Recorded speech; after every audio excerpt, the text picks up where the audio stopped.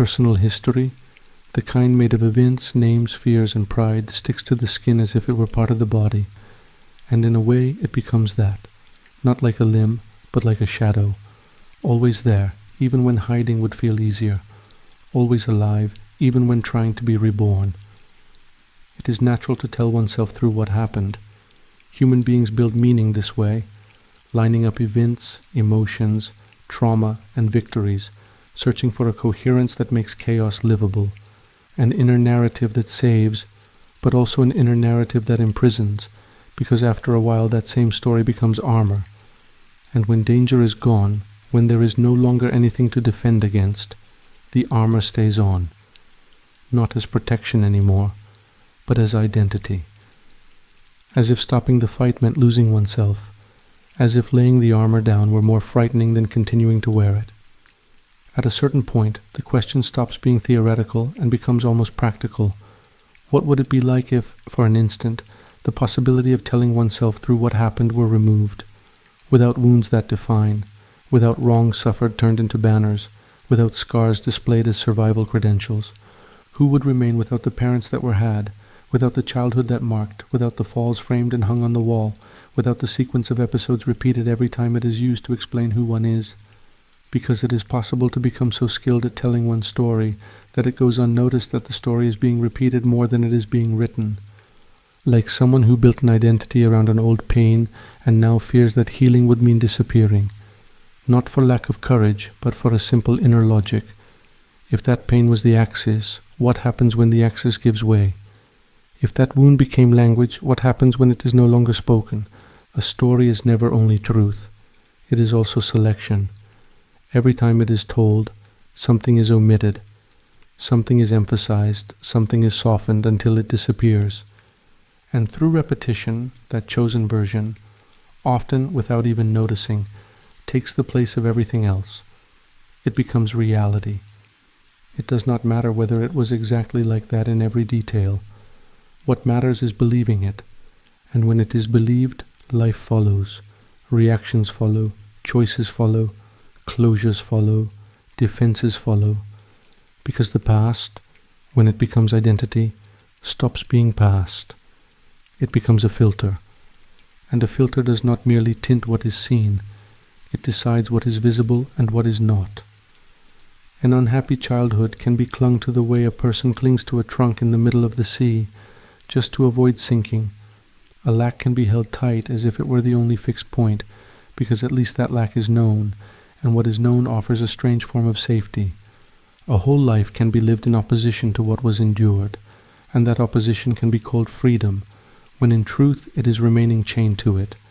Because changing direction is not enough if the force that moves is the same. It is only another reaction. It is not presence. It is not choice. It is a refined form of automatic response, a response learned so well it gets mistaken for personality. There are people who carry an unresolved conflict with a father figure, and then move through every relationship searching for the opposite, as if life were a continuous correction. Others had a mother who was distant or incapable of tenderness, and they spend their time giving more love than they can afford, not out of abundance, but to prove they are different. Some work until exhaustion to redeem the struggle of a family that had nothing. Some become impeccable to prove they made it. Some become perfect to never be rejected again. Some become necessary to never be left again. On the surface, these look like well-defined ways of being, and yet the one adopting them is not choosing. They are responding. They are compensating. And every time this happens, life can look full. But it is full of the same thing, a reaction dressed up as a project. There is nothing wrong in this. It is human. It is a way of surviving. But it is not freedom, because freedom is not born from reacting to something. Freedom is born from an inner point that no longer has to answer to anyone, and from there one appears as what one is. Sometimes a moment arrives when it can be felt that all of this is no longer enough, not because the story is false, but because it has become too tight. Not because trauma did not leave marks, but because those marks have begun to govern, and it becomes visible. That is when not reacting stops being an idea and becomes a necessity. There is no need for a theatrical gesture, no need to declare war on the past.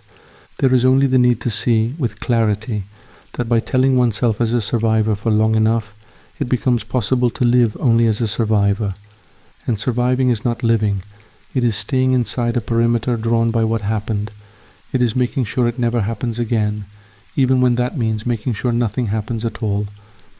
At that point another question emerges, quieter and more dangerous. What would remain without that emotional engine, the one held onto for so long that it has been confused with the heart, because many identities are built around a compensating drive. A drive that is not bad, it is powerful. It pushes, it builds, it improves, it protects. It seems tireless, but it demands a price. It demands keeping the wound alive to justify the effort. And when that drive goes quiet, the first sensation can be emptiness. An emptiness that frightens because it has no shape. But even emptiness is a beginning. It is the first space where something can rise that is not born from reaction, but from true identity. Not an identity built against something, but one that exists regardless.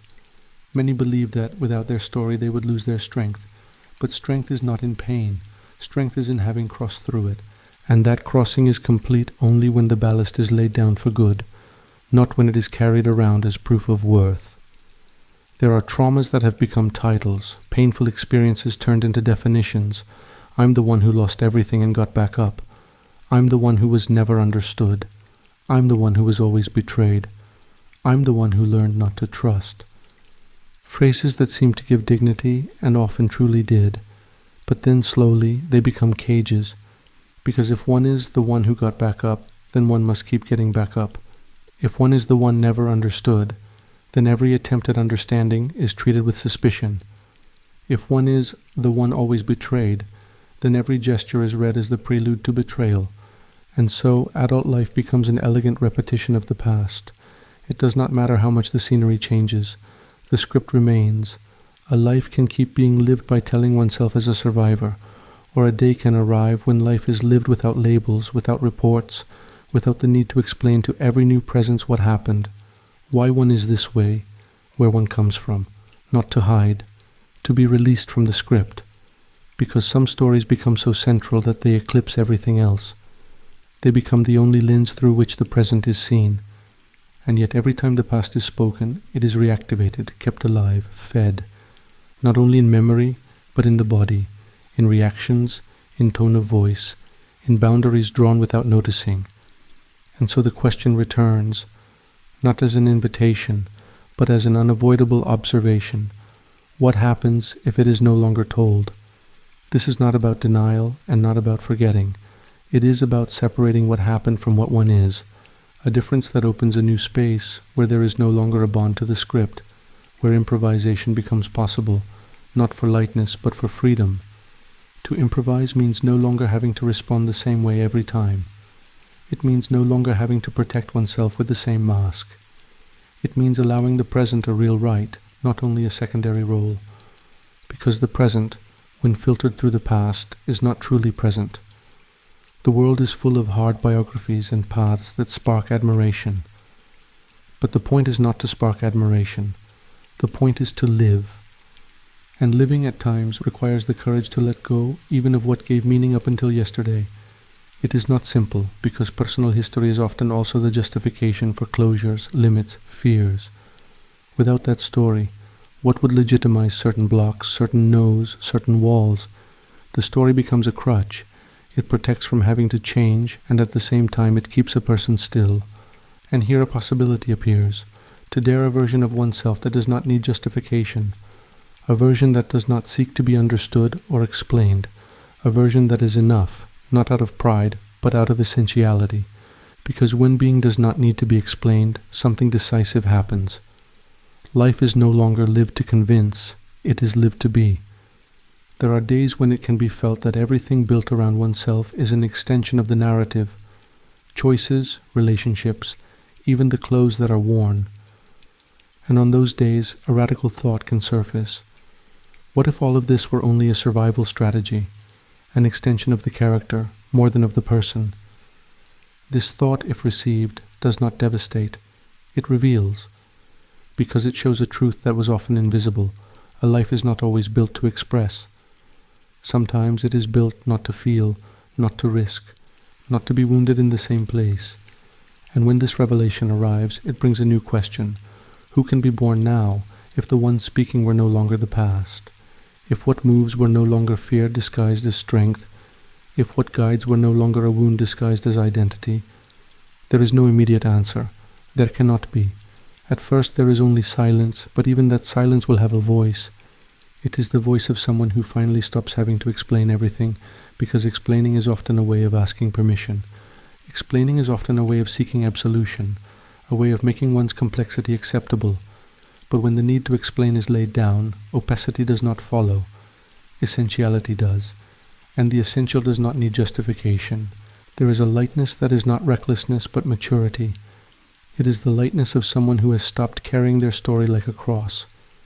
The lightness of someone who honored it, crossed through it, integrated it, and can now set it down. To set it down does not mean it never existed. It means it no longer has to guide. It means it can stay where it belongs, in memory, not at the helm. Because a story, when it governs, forces coherence with who one used to be. But life does not ask for coherence with the past. It asks for truth in the present. And sometimes the truth is exactly this. One is not one's story. The story happened, it was crossed through, it left marks, but it is not what one is. What one is does not need to be narrated in order to exist. Who would one be then, without one's story? Perhaps simply one would be, not as a slogan, as a fact, as a presence that no longer has to prove anything, as a body that no longer has to defend itself from a time that no longer exists, as a gaze that no longer has to search in someone else's eyes for the justification of every choice. One would be someone who no longer has to repeat themselves to feel real, someone who can stop performing survival and begin to live. This is not an indictment, it is not an accusation, but it can be a mirror, and a mirror does not judge, it reflects. In Indigo, recognizing yourself is this, a place with no face, no blame, no demand. Those who recognize themselves do. Those who stop, stop. Whoever goes through it alone. But from that moment on, something has already taken shape, and it will never be the same.